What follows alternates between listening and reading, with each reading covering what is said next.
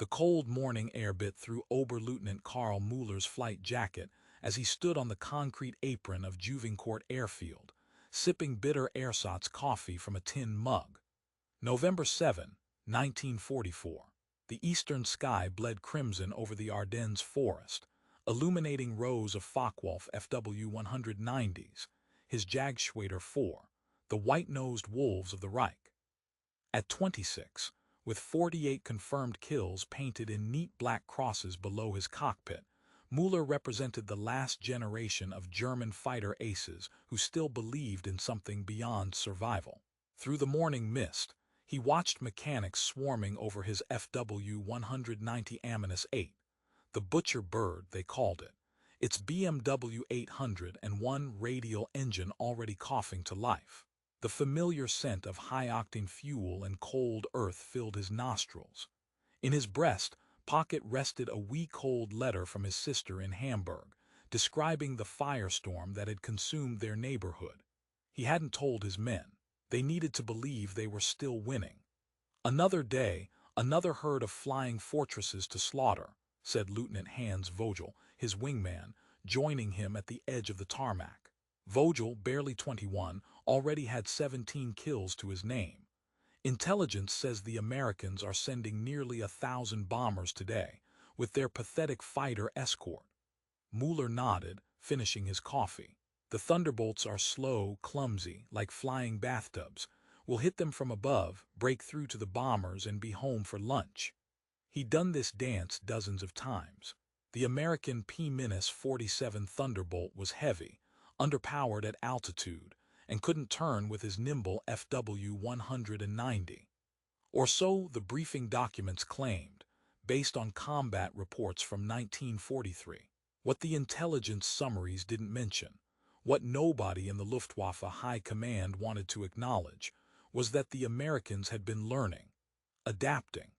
While German factories struggled under round-the-clock bombing, American industry was hitting a pace that defied comprehension. But those reports were filed away, dismissed as exaggerations or propaganda. The men flying today would discover the truth in the most brutal way possible. As Müller climbed into his cockpit, the familiar routine calming his nerves, he couldn't know that this mission would be different, that the comfortable certainties of aerial combat he'd mastered over 4 years of war were about to be obliterated in a single morning. The Americans hadn't just built more planes, they'd built better ones. And they'd learned how to use them in ways that would make the Luftwaffe's tactical manuals obsolete. The confidence radiating through Jagdgeschwader 4 that morning was built on a foundation of past glories and willful ignorance. Since the dark days of 1942, German fighter pilots had maintained an impressive kill ratio against Allied aircraft. The official statistics showed 2.8 enemy aircraft destroyed for every German fighter lost, numbers that decorated the walls of every briefing room from Normandy to East Prussia. The FW-190, introduced in 1941, had been a revelation when it first encountered Spitfires over the English Channel. Its radial engine provided exceptional power, its cockpit offered excellent visibility, and its heavy armament of 420 cannons and 2 machine guns could shred any Allied fighter in seconds. Intelligence reports from early 1944 still described the P-47 Thunderbolt as inferior in almost every meaningful way. The documents claimed maximum speed of 426 mph at 30,000 feet, slower than the FW-100 and 90's 408 mph, but with worse maneuverability. The Thunderbolt weighed over 7 tons empty, compared to the FW-100 and 90's 4 tons. German pilots joked that you could see a P-47 coming from miles away, hear its engine from even farther, and outmaneuver it easily once engaged. They called it the Jug, short for juggernaut, both for its size and perceived clumsiness. What these reports failed to capture was the relentless evolution happening across the Atlantic. While German aircraft production became increasingly fragmented and desperate, with factories moving underground and using slave labor, American aviation plants were hitting production numbers that seemed almost fictional. Republic Aviation's Farmingdale factory was completing 16 P-47s per day. The entire German aircraft industry managed perhaps 30 single-engine fighters daily across all types and factories. Cultural biases played their role too. Many senior Luftwaffe commanders, products of an aristocratic Prussian tradition, genuinely believed American pilots lacked the fighting spirit of their British or Soviet counterparts. They were bus drivers, according to one captured German intelligence report, lacking the killer instinct essential for aerial combat. This assessment ignored the growing number of American aces and the rigorous training programs that were turning out increasingly skilled pilots. A few voices had tried to sound warnings.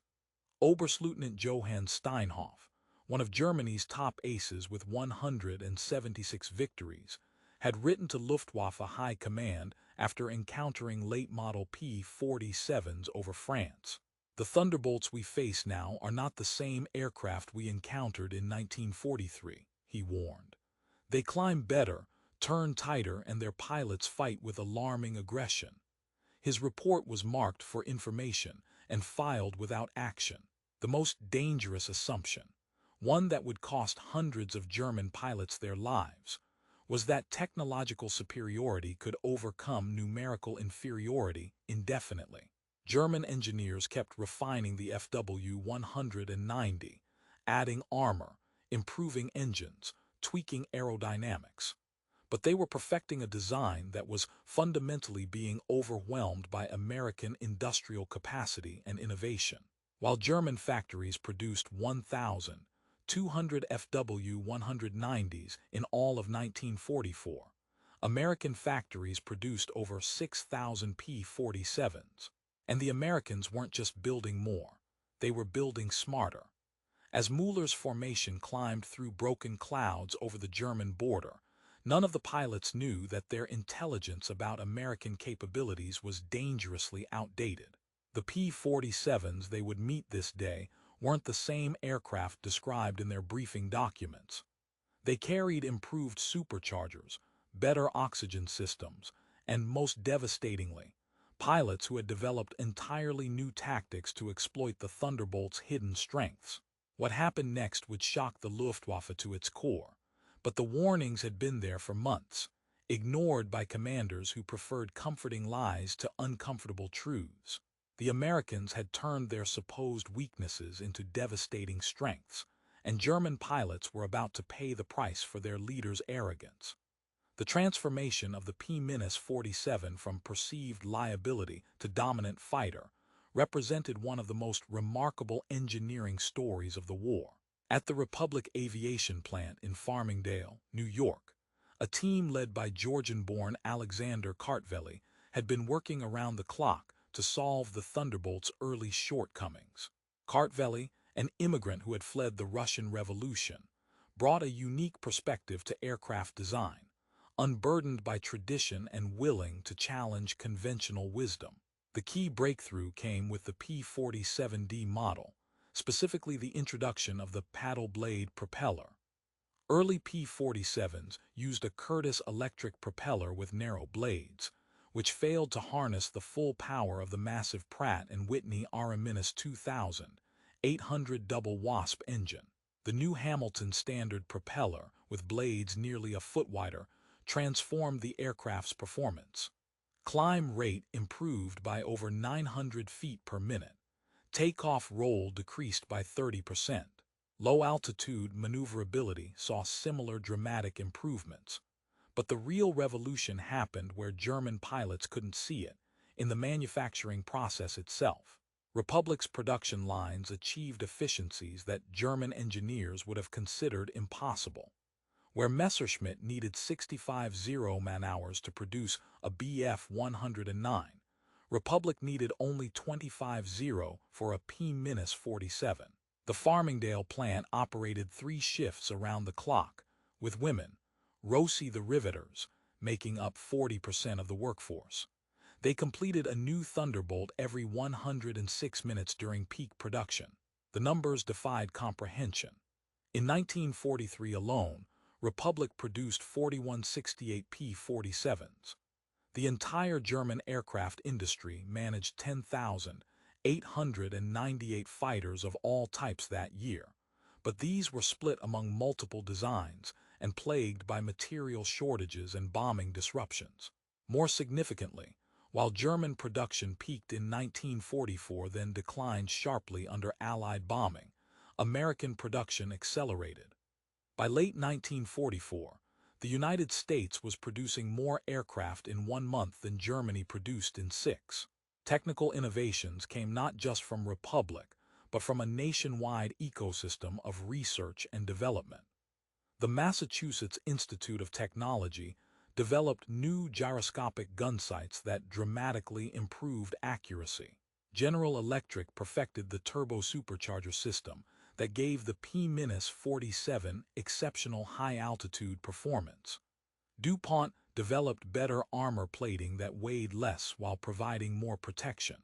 American industry wasn't just building aircraft. It was building an entire technological infrastructure that Germany simply couldn't match.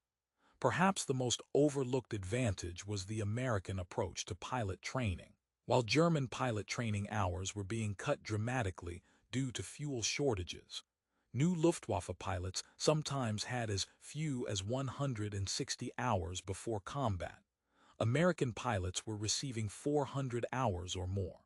They trained in conditions that closely mimicked combat, with emphasis on the specific strengths of their aircraft. P-47 pilots practiced the dive and zoom tactics that would prove devastating against German fighters. The man who arguably understood the Thunderbolt's potential better than anyone was Colonel Hubert Hub Zemke, commander of the 56th Fighter Group. Zemke had worked directly with Kartveli to develop new combat tactics that leveraged the P-47's often overlooked advantages. "Forget turning with them," he told his pilots. "Use your dive speed, use your roll rate, hit them from above and keep your energy." These tactics would prove brutally effective against German fighters that excelled in turning combat but couldn't match the Thunderbolt in a diving attack. What German intelligence failed to grasp was that the P-47 had evolved into a completely different aircraft from the one they'd first encountered. The late model P.D could reach 433 mph at 30,000 feet, faster than any production FW-190. Its .850 caliber machine guns carried 425 rounds each, giving it 34 seconds of firing time compared to the FW-190's 15 seconds of cannon ammunition. Most importantly, it could absorb incredible damage and still return home, a quality American pilots called bringing the milk bottle home when the cow was dead.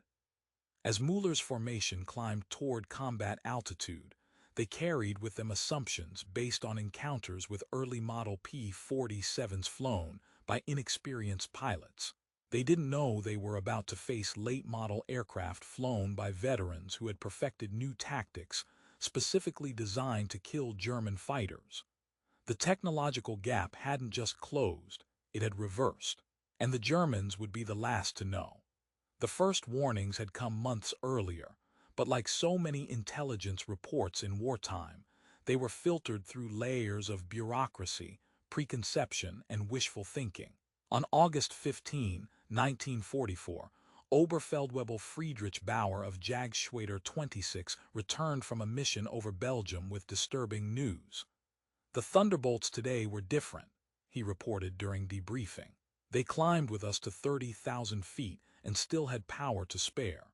2 of them followed me through a dive I would have sworn no P-47 could match." His squadron commander marked the report exaggerated pilot fatigue and filed it away. The prevailing wisdom held that Bauer, like many veterans, was simply making excuses for being bested in combat. Nobody wanted to consider the alternative, that American engineering had surpassed German design in key areas. More concrete evidence arrived in September when ground crews examining a crashed P-47D in France discovered the new paddle blade propeller. Measurements were sent to Berlin, where engineers at Focke-Wulf confirmed the design would significantly improve performance. Their report noted that, if widely implemented, this modification could neutralize our current altitude advantage. The report was classified and sent to a technical committee for further study. It would be November before any operational units received warning, and even then, the information came with qualifications that downplayed the threat. The most compelling evidence came from radio intercepts of American pilots. The Luftwaffe's Signals Intelligence Unit had noticed a change in pilot behavior starting in late summer 1944, where earlier intercepts showed American pilots avoiding combat at low altitudes. Recent communication showed them aggressively seeking engagement at all altitudes. One intercepted transmission from October 12 was particularly telling. "Don't turn with him, lead him down. He can't follow through 400.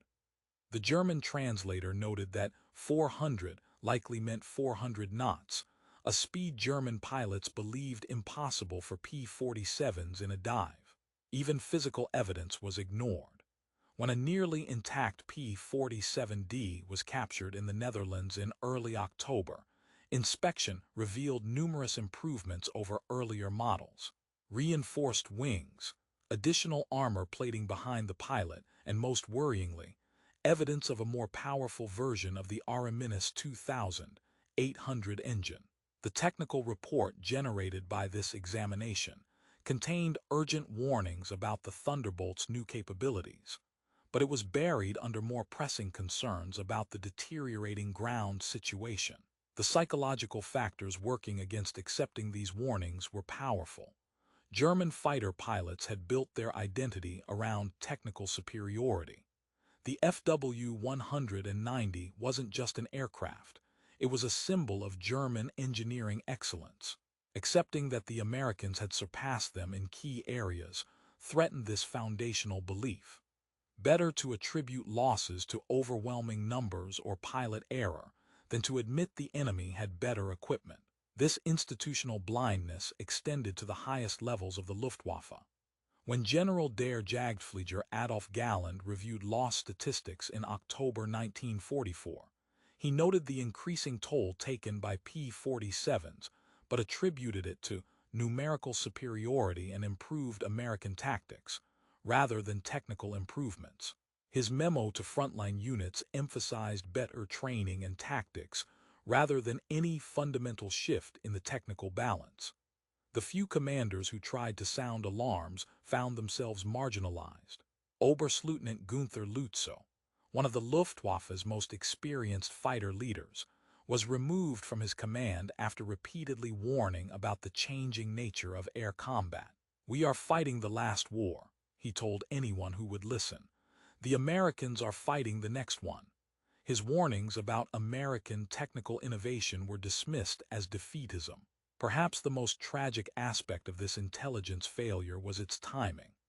By November 1944, the United States had over 3,000 P-47s operational in Europe, most of them the improved D model. German intelligence estimates placed the number at 1,200, based on projections from early 1944 production rates. They didn't know American production had accelerated, while German reconnaissance capabilities had deteriorated. The Americans weren't just building better planes, they were building them in numbers the Germans couldn't accurately track. As Müller's formation approached the initial point where they would begin their attack, every piece of misunderstood intelligence, every dismissed warning, every cultural bias was about to collide with reality. The comfortable certainties of aerial combat that had sustained the Luftwaffe through 4 years of war were illusions. And illusions make poor armor when 850 caliber machine guns start firing.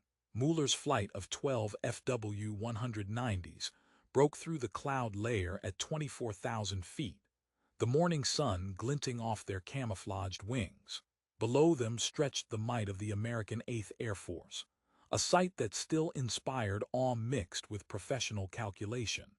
B-17 flying fortresses in perfect combat boxes, contrails streaming behind them like celestial highways. The initial count put the number at around 300 bombers, with what appeared to be two groups of P-51 Mustangs weaving above them as high cover. "Jagdgeschwader 4, this is control," crackled the radio. "Bandits at your 10 o'clock, same altitude. Estimate 20 Thunderbolts." Müller smiled beneath his oxygen mask. 20 P-47s against 12 FW-190s, acceptable odds. The Thunderbolts would be sluggish at this altitude, easy prey for his lighter, more maneuverable fighters. He keyed his radio. "All units follow my lead. We take the fighters first, then the bombers." The formation banked left, sunlight flashing off canopies as they closed the distance. Through his Rivi 16 billion gun sight, Müller watched the Thunderbolts grow from specks to distinct shapes. Something felt different immediately. These P-47s weren't flying the predictable weaving patterns he'd seen before. They flew in loose, fluid formations that covered more airspace, their pilots constantly scanning different sectors. "Stay alert," he transmitted. "These don't look like new boys." The first indication that this would be no ordinary engagement came when the P-47s didn't dive away as expected. Instead, they turned into the German attack, climbing slightly to meet them. Müller felt a flicker of unease. Thunderbolts weren't supposed to have that kind of climb performance at altitude. Then the distance closed to firing range, and everything changed at once. The lead Thunderbolt opened fire from 800 yards, far beyond the effective range German pilots expected. Not the sporadic, poorly aimed fire of inexperienced pilots, but a concentrated stream of 50 caliber rounds that walked perfectly toward Müller's wingman. Tracers flashed past Vogel's cockpit, close enough that Müller could see the surprise in his wingman's body language as he jerked his FW-100 and 90 into a violent, evasive maneuver. "Christ, they're shooting from twice the normal range," someone shouted over the radio. Müller had no time to process this. His own target was coming into range, and he squeezed the trigger on his control stick. The FW-190 shuddered as its two 13 machine guns and four 20 cannons spat destruction toward the approaching Thunderbolt. The American pilot didn't brake. He rolled inverted and pulled through into a splittess, diving away with acceleration that seemed impossible for an aircraft the Germans called the flying milk bottle. What happened next would be seared into Müller's memory forever. Instead of continuing their dive to safety, the Thunderbolts that had splittess pulled out at lower altitude and began climbing back up, not slowly, as physics and German intelligence suggested they should, but with a rate of climb that matched the FW-190's. They were using their dive speed to convert back into altitude, a classic energy-fighting maneuver that P-47s weren't supposed to be capable of executing effectively. "Impossible," Müller whispered to himself, his eyes darting between his instruments and the unfolding battle. The altimeter showed 22,000 feet. The airspeed indicator read 420 km/h.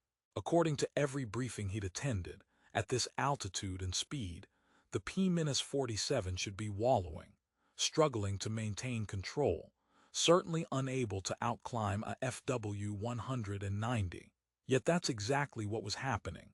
Then the radio exploded with voices. Brake left, 2 on my tail, I can't shake them." Where did they come from? Müller craned his neck, his stomach tightening as he saw the second wave of Thunderbolts diving from above. They'd used the sun as cover, something German pilots considered their specialty.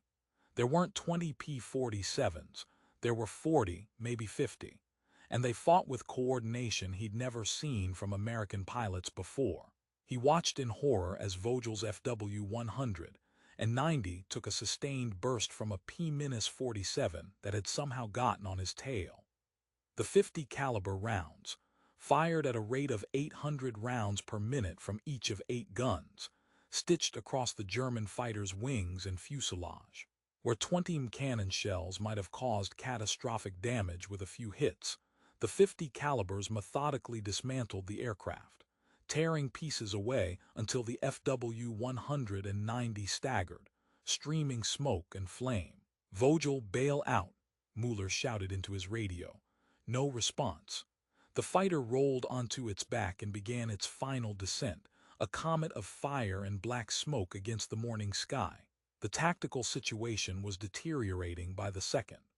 The Thunderbolts weren't fighting like the clumsy brawlers German pilots expected. They fought in pairs, using their superior dive speed to make slashing attacks, then using the energy from those dives to climb back to altitude for another pass. When a FW-190 tried to turn with them, the P-47 would simply dive away, safe in the knowledge that nothing in the German inventory could catch it in a steep descent. Müller found himself fighting for his life against a P-47 that seemed glued to his tail.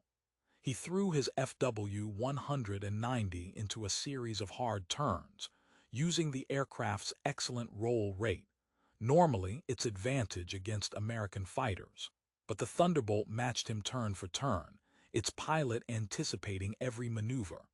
Through his mirror, Müller saw the flashes as the American fired short, controlled bursts. Rounds slammed into his wings and tail section, the sound like hail on a tin roof. He'd been told Thunderbolt pilots were poorly trained, that they wasted ammunition with long, ineffective bursts. This pilot fired in 2-second bursts, conserving ammunition while maintaining pressure. Professional, deadly. "Jagdgeschwader 4, disengage," came the order from ground control. Multiple additional bandit groups approaching from the west. Müller risked a glance westward and felt his blood run cold. More contrails, dozens of them, converging on the battle area. Not the thin lines of fighters, but the thick, heavy trails of additional bomber formations. And above them, more fighter escorts. The intelligence briefing had been wrong about everything: numbers, capabilities, tactics. He broke hard right, diving toward a cloud layer that might offer concealment. The P-47 followed him down, its pilot clearly experienced in the art of the killing dive. The airspeed indicator redlined at 750 km/h. The FW-190 shaking violently as it approached its never-exceed speed. Müller glanced back. The Thunderbolt wasn't just keeping pace. It was gaining, its larger airframe and more robust construction apparently better suited to high-speed dives. The realization struck him with the force of physical blow. They'd been lied to. Not deliberately perhaps, but through incompetence, arrogance, and wishful thinking. The P-47 wasn't an inferior aircraft they could bully at will. It was different, designed for a different kind of war, with different priorities. Where German engineers sought maneuverability and firepower, American engineers had built for survivability, dive performance, and, most importantly, mass production. His FW-190 burst through the cloud base at 8,000 feet, the ground rushing up to meet him. He pulled back on the stick, his vision graying from the G-forces. As he leveled out, he saw the Thunderbolt emerge from the clouds behind him, still closing. The American pilot had matched him through the entire dive, through the cloud layer, through the recovery. No German aircraft could have done that to a diving P-47. The radio, which had been a cacophony of panic and confusion, suddenly went mostly silent. Too many of his comrades were dead or too busy fighting for their lives to transmit. The comfortable certainty of German aerial superiority had evaporated in the space of minutes, replaced by the terrifying understanding that they were hopelessly outclassed. Müller pushed the throttle to emergency power, the BMW engine screaming in protest. He needed to get away, to survive long enough to tell someone what had happened here. The intelligence was wrong. The briefings were wrong. Everything they thought they knew about the P-47 was dangerously, fatally wrong. He glanced back again. The Thunderbolt was still there, closer now. He could see the individual details of its construction: the massive radial engine, the distinctive razorback fuselage, the 8-gun ports in the wings. It looked exactly like the aircraft in his recognition manuals, yet flew like something from another world. Then he saw the flashes, tiny orange winks from the gun ports. The American had decided to finish this. Müller slammed the stick left and right, trying to spoil the enemy's aim. Tracers streamed past his canopy, so close he could hear their supersonic crackle over the engine's roar. Something hit his aircraft, a series of impacts that shook the airframe violently. Warning lights illuminated on his instrument panel, fuel pressure dropping, oil temperature rising.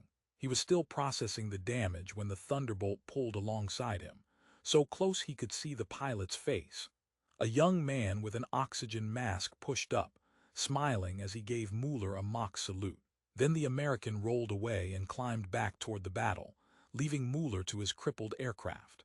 The message was clear: you're not worth the ammunition. Alone, his aircraft failing, the radio silent except for the occasional panic transmission from other pilots facing their own mortality, Karl Müller finally understood the truth. This wasn't a battle they could win through superior skill or better equipment. They were facing an industrial power that could not just outproduce them, but out-innovate them, and had now learned to outfight them. And as his damaged FW-190 limped toward what he hoped was friendly territory, the sky around him filled with the contrails of hundreds more American aircraft heading deeper into Germany. He realized this was only the beginning. The Americans had solved the problem of how to make a heavyweight fighter dominate the skies, and the Americans had solved the problem of how to make a heavyweight fighter dominate the skies, and Müller was now a test subject in their brutal laboratory. His FW-190 shuddered violently, the BMW radial engine coughing metallic death rattles. Oil pressure plummeted to zero, the gauge needle trembling against its stop as thick, black smoke streamed past his canopy, smelling of burned petroleum and superheated metal. He scanned the instrument panel, his mind automatically calculating the grim mathematics of survival. Altitude, 420 feet. Airspeed, 280 km/h and decaying. Distance to friendly lines, at least 40 kilometers. The numbers didn't lie, and they all pointed to one inevitable conclusion. "Mayday, mayday, this is White One," he transmitted, his voice surprisingly calm despite the adrenaline coursing through him. "Engine failure, attempting forced landing. Grid reference Charlie 79er. Only static answered. He wasn't sure if his radio was damaged or if simply no one remained to hear his call. Below, the Ardennes forest stretched in a seemingly endless carpet of winter-barren trees, their skeletal branches offering no welcoming clearing. The FW-190 was transforming from a weapon into a 4,000-kilogram coffin. He trimmed the aircraft for best glide, the controls feeling sloppy and unresponsive. A quick glance confirmed what he already knew. His left aileron was shredded, and the tail's surfaces were peppered with .50 caliber holes. The Thunderbolt's guns hadn't just wounded his aircraft, they had systematically dismembered it. He picked a small field, little more than a pasture, on the eastern edge of a village.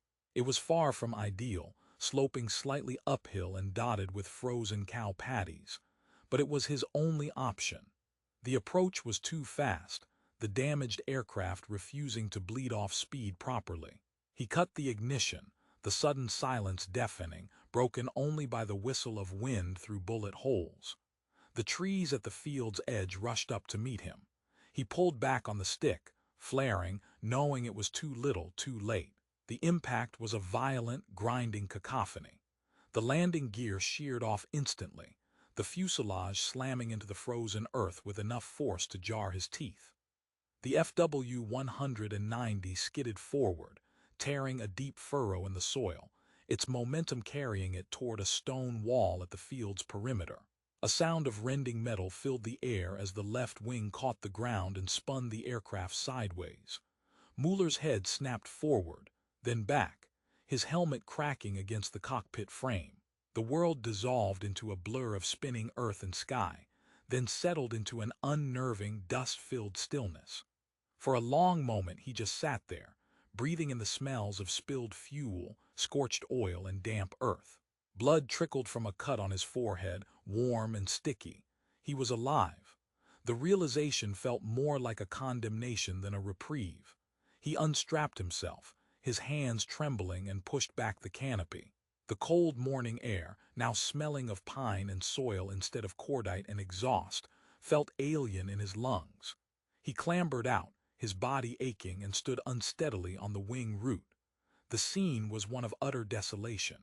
His FW-190 was a wreck, its back broken just behind the cockpit, its proud lines now a grotesque sculpture of twisted aluminum and steel. The black crosses on the wings were already being examined by a small group of Belgian farmers who had emerged from a nearby barn, their faces a mixture of curiosity and grim satisfaction. One of them held a pitchfork not as a tool but as a weapon. Müller raised his hand slowly. The Walther P-38 in his shoulder holster felt impossibly heavy. He could fight, take a few of them with him. It was what the propaganda films expected. It was what the Knight's Cross hanging around his neck supposedly demanded. But as he looked at their worn, resolute faces, he thought of his sister's letter, of the firestorm in Hamburg, of Vogel's FW-190 spinning down in flames. The will to fight, the very essence that had made him an ace, drained out of him onto the frozen Belgian ground. He slowly reached into his flight jacket, the farmers tensing. He pulled out the pistol, holding it by the barrel, and dropped it into the mud at his feet. The gesture was one of profound, soul-crushing finality. The war for Oberleutnant Karl Müller was over. The farmers surrounded him, not with violence but with a firm, quiet authority. They led him away from the wreck, and within an hour he was in the custody of a squad of American infantrymen from the 1st Division. They were young, efficient, and utterly indifferent to his status as an ace. They took his sidearm, his knife, his papers, and finally his Knight's Cross, tossing the prestigious medal into a canvas bag with the same disinterest they might show a pack of cigarettes. He was just another prisoner, another piece of battlefield debris. As he was driven west in a muddy jeep, bouncing along rutted roads, he saw the evidence of the new reality firsthand. Endless columns of American trucks, tanks, and men moved forward with a relentless mechanical energy. He saw airfields carved out of farmland, crammed with row upon row of P-47s and P-51s, their engines being serviced, their bomb racks loaded. He counted over 60 Thunderbolts on one field alone, all bearing fresh D-Day invasion stripes. The scale was incomprehensible. This wasn't an air force. It was an airborne assembly line. He was processed at a temporary cage near Liege, a sea of mud and despair filled with thousands of other German prisoners. The sky above remained a permanent highway for American aircraft. That evening, as he sat against a fence post, eating a tasteless K-ration biscuit, a flight of P-47s roared overhead at treetop level, their thunder shaking the very ground. They were so low he could see the individual markings, the oil stains on their cowlings, the faces of the pilots in their cockpits. They were heading east, toward Germany, and they flew with an arrogant confidence that spoke of absolute control of the sky. Müller closed his eyes. The image of the American pilot's mocking salute was burned into his memory. He had not been defeated by a man but by a system, a nation, an idea. The disaster of November 7, 1944, was not an isolated incident. It was a microcosm of a systemic collapse that was occurring across the entire front. While Müller was being processed into captivity, the full scale of the day's catastrophe was becoming apparent at Juvincourt and other Luftwaffe bases across Western Europe. Of the 38 FW-190s from Jagdgeschwader 4 that had scrambled that morning to intercept the American raid, only 11 returned. Of those, 7 were damaged beyond quick repair. The Germans claimed 9 American aircraft shot down, a gross overestimate born of desperation and confusion. In reality, the USAAF lost 4 P-47s and 2 B-17s to all causes during the entire day's operations over a vast area. The kill ratio, the sacred statistic that had decorated Luftwaffe briefing rooms, had not just been inverted, it had been annihilated. At Jagdgeschwader 4's headquarters, the mood that evening was funereal. Hauptmann Erich Schroeder, the Gruppe commander, sat in his office, a half-empty bottle of schnapps on his desk, staring at the loss report. The numbers were incomprehensible. 27 pilots missing or confirmed dead. Among them were some of the unit's most experienced veterans, men with hundreds of combat missions and dozens of kills. Lieutenant Hans Vogel, with his 17 victories and boundless optimism, was gone. Feldwebel Brandt, a former instructor with 41 kills, was gone. The institutional knowledge, the hard-won experience that could never be replaced, had been wiped out in a single morning. Schroeder picked up a crumpled intelligence summary from earlier in the week. It described the P-47's performance characteristics based on data from 1943. He crumpled it in his fist and threw it against the wall. "They knew," he muttered to the empty room. "The bastards in Berlin knew, and they said nothing." He poured himself another drink, his hands shaking with a combination of alcohol and rage. The warnings from Steinhoff, from Lutzow, from the frontline pilots, they had all been right. They had been fed lies, and they had eaten them willingly because the truth was too bitter to swallow. The next day, a classified dispatch marked Geheim, secret, arrived from Luftwaffe Reich headquarters. It was a terse, two-page assessment of recent encounters with late-model P-47 aircraft. For the first time, it acknowledged the paddle blade propeller and estimated a 15% improvement in climb rate and low-altitude maneuverability. It advised pilots to avoid prolonged turning engagements and exploit the FW-190's superior roll rate at medium altitudes. The memo was a masterpiece of understatement and bureaucratic cowardice. It contained no admission of fundamental inferiority, no warning about the devastating new American tactics, and no hint of the overwhelming numerical disparity. It was, Schroeder realized with sinking finality, already obsolete. The Americans had moved on to the next problem, the next innovation, while the Luftwaffe was still writing reports about the last one. This pattern of catastrophic intelligence failure and technological surprise repeated itself across every theater of war. In the Pacific, the same story was unfolding with different actors, but the same inevitable conclusion. On the very same day Müller was shot down, over the Philippine Sea, Lieutenant Commander Akira Suzuki of the Imperial Japanese Navy's 201st Air Group led a flight of 11 Mitsubishi AIM-50 fighters against a formation of U.S. Navy Hellcats and Avengers. Suzuki, a veteran of Pearl Harbor and the Solomons, held the same cultural contempt for American pilots that his German counterparts did. He believed in the spiritual superiority of the Japanese warrior, the Yamato Damashii, which would triumph over American materialism. His Zero, the legendary and nimble Zeke, had terrified American pilots in the early war years with its incredible maneuverability.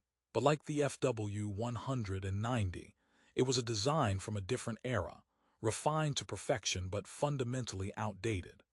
The American F-6F Hellcat waiting for him was not the Wildcat he had easily defeated in 1942. It was heavier, faster, better armored, and flown by pilots trained specifically to counter the Zero's strengths. They knew not to turn with it, but to use their superior speed and dive performance to make slashing, hit-and-run attacks. Suzuki's flight was annihilated in minutes.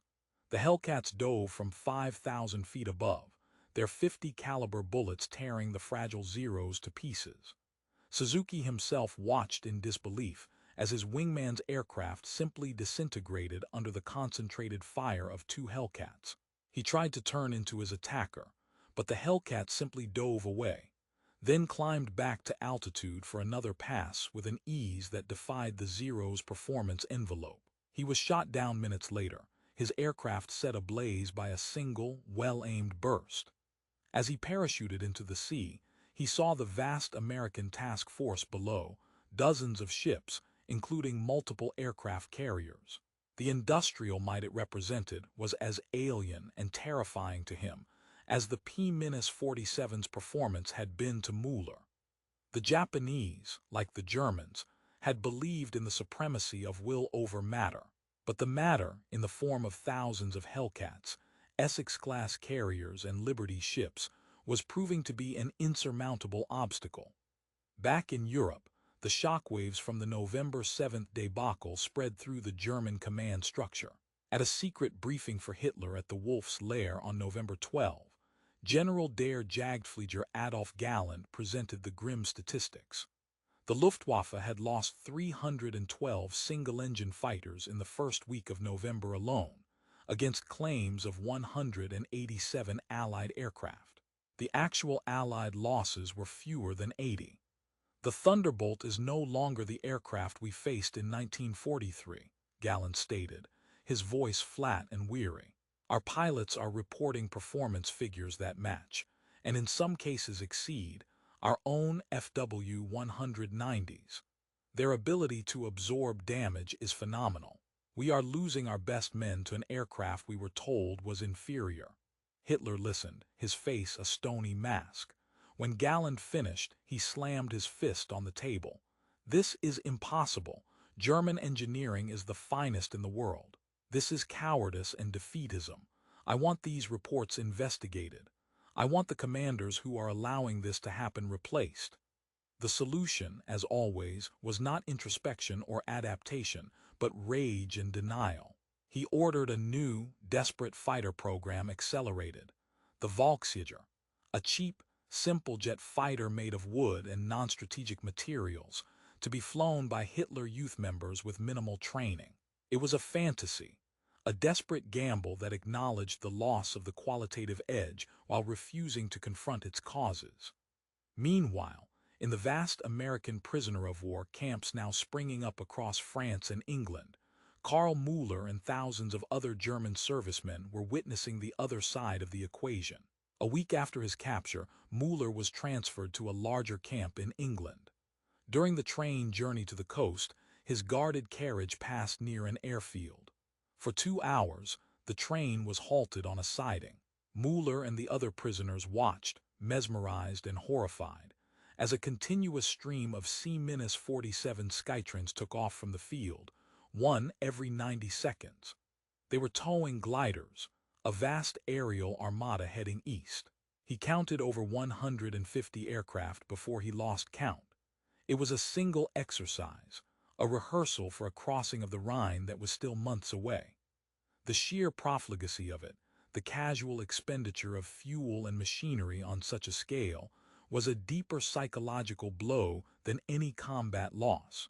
In the camp, he met other pilots from the Luftwaffe and even a few from the dwindling ranks of the Regia Aeronautica. The stories were all the same. The Messerschmitt Bf 109G, once the backbone of the Jagdgeschwader, was now hopelessly outclassed above 20,000 feet. The FW 190 could still hold its own in a turning fight at low altitude, but the American pilots had simply stopped playing that game. They would dive, shoot, and climb, over and over, a brutal mechanical process that systematically exhausted and destroyed the German defenders. One evening, a captured Heinkel bomber pilot, a Hauptmann from Jagdgeschwader 53, described being attacked by P-47s during a daylight raid. "They came from so high we never saw them," he said, his voice hollow. "Just tracers coming down from heaven. They hit our formation from front to back in a single pass. They didn't even bother to turn for a second run. There were just too many other targets." The most profound realization for Müller came not from the tales of aerial combat, but from a conversation with a captured panzer officer from the 2nd SS Das Reich Division. The officer described how the P-47s had been used in the Falaise Gap, not as fighters but as flying artillery. "They came in waves," the SS man said, his arrogant facade cracked. "They would drop their bombs, then circle back and strafe with those 8 machine guns. They turned our column into a 2-mile-long funeral pyre. There was no escape. We couldn't move, we couldn't hide. It was like being punished by God." This was the true revolution of the P-47. It wasn't just a superior fighter. It was a versatile weapon system that could dominate the air and then decisively influence the battle on the ground. The Luftwaffe's fighters were designed to achieve air superiority. The American fighters were designed to win wars. By December 1944, the strategic impact was irreversible. The Luftwaffe's fighter arm in the West was a spent force. Pilot quality had plummeted.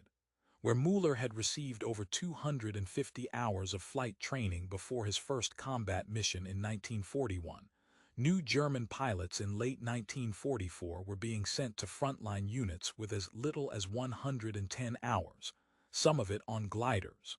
They were boys flying complex, demanding aircraft against American veterans who had mastered their machines. The average life expectancy of a new Luftwaffe pilot on the Western Front in late 1944 was measured in weeks, sometimes days. The numerical disparity became a chasm. In the first 6 months of 1944, the United States produced 62 42 P-47 Thunderbolts. Germany produced 82 95 single-engine fighters of all types in the same period, but these were split between the Eastern and Western fronts, and were increasingly plagued by quality control issues, fuel shortages, and disruption from bombing. More tellingly, American production was accelerating, while German production was collapsing. In January 1945, Republic Aviation's Farmingdale plant would set a record by producing 22 P-47s in a single day. The entire German aircraft industry was managing perhaps 25 fighters per day. The collapse of German air power had a direct and immediate effect on the ground war. With the skies cleared of the Luftwaffe threat, American and British fighter bombers, the dreaded Jabos, roamed at will behind German lines. They strafed trains, shot up staff cars, destroyed fuel depots and machine gun infantry columns. The German Ardennes offensive, launched on December 16, 1944, was planned with the assumption of poor flying weather that would ground the Allied air forces. For the first few days, this held true, but when the skies cleared on December 23, the P-47s and P-51s fell upon the exposed German armored columns like avenging angels. The 2nd Panzer Division, spearheading the attack toward the Meuse, was decimated from the air. Its commander reported, "We are being destroyed not by the enemy on the ground, but by the enemy in the air. Without fuel, without ammunition, we cannot fight." The psychological toll was as devastating as the material one. German soldiers, from privates to generals, developed a deep-seated fear of the Jabos. Movement was restricted to nights and bad weather. The constant threat from above bred a sense of helplessness and isolation. The frontline soldier knew that no matter how well he fought, his supply lines were being systematically severed from the air.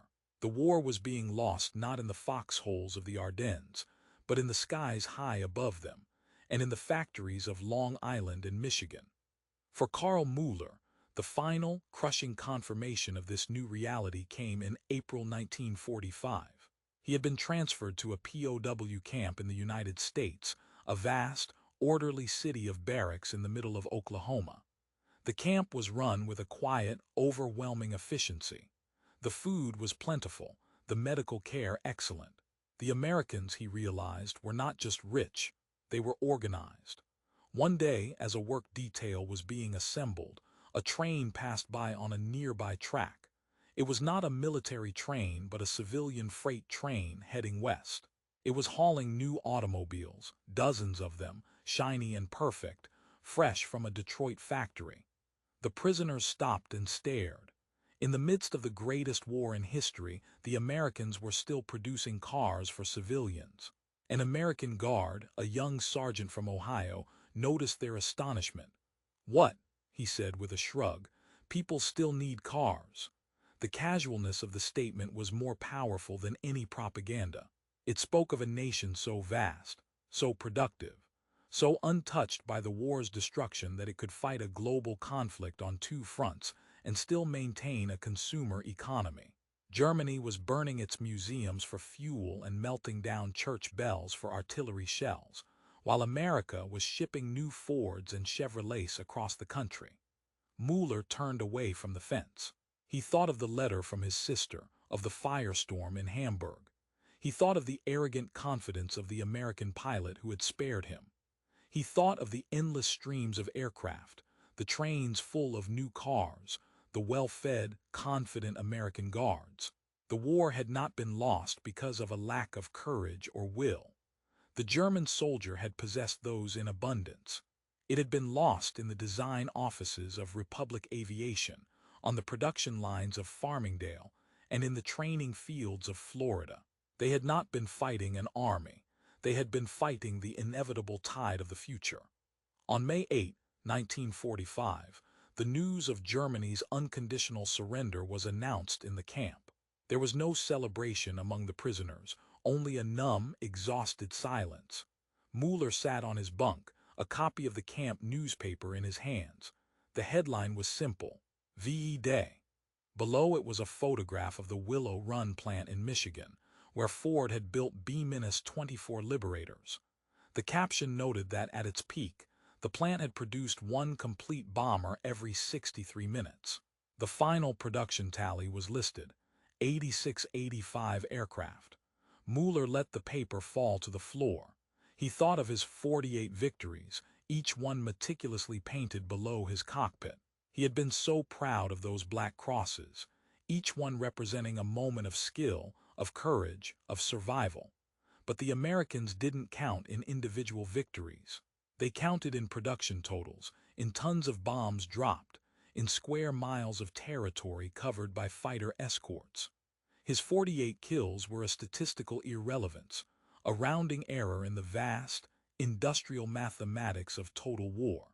The final, devastating statistic was one he would only learn years later. Between 1942 and 1945, the United States built 15,683 P-47 Thunderbolts. The Luftwaffe and other Axis forces claimed to have shot down 1,234 of them in aerial combat, a figure almost certainly inflated. In return, P-47 pilots were credited with destroying over 4,879 enemy aircraft in the air and on the ground. The ratio was nearly 4-to-1. But the true, unanswerable figure was the industrial one. For every P-47 lost, the American factories could produce 12 more. For every German pilot killed, there was no one to replace him. Karl Müller survived the war. He returned to a divided, shattered Germany in 1947. He never flew again. He became an engineer, working first on rebuilding the nation's infrastructure, and later, in the 1960s, as a consultant for a German automotive firm that was trying to compete with American manufacturing methods. He would sometimes tell his grandchildren stories of his time as a pilot, but he always ended them the same way. "We were the best pilots in the world," he would say, his voice soft with age and memory. "But we were flying for the past. They were flying for the future, and the future always wins."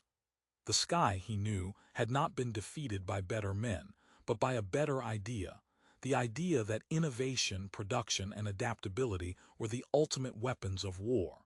And on that cold November morning in 1944, that idea had descended upon him in the form of a 1,000-horsepower engine and 850 caliber machine guns, and the world he knew had ended.